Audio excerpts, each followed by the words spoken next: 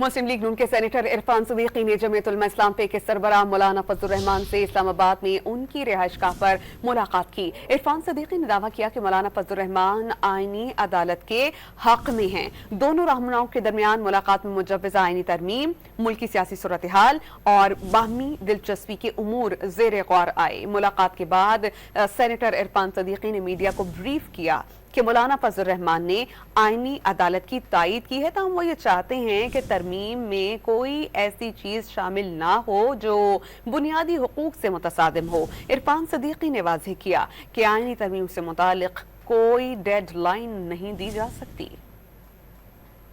मौलाना का मौक़िफ़ जो है वो वही है कि उसूली तौर पे वो इस चीज़ की तायीद करते हैं कि कॉन्स्टिट्यूशनल कोर्ट होनी चाहिए, और वो इस चीज़ की भी तायीद करते हैं कि जजेस की तकर्री का और तैनाती का जो निज़ाम हमने वज़ा किया था 18वीं तरमीम में वो बहाल होना चाहिए। ऐसी चीज़ ना हो जो मौलाना के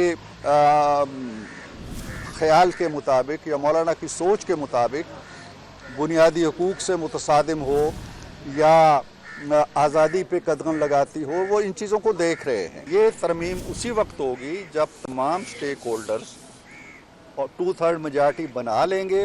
उसके बाद अगर नहीं होता है तो इसमें दिलों की कैद कदगन जो है वो बड़ी मुश्किल है लगाना।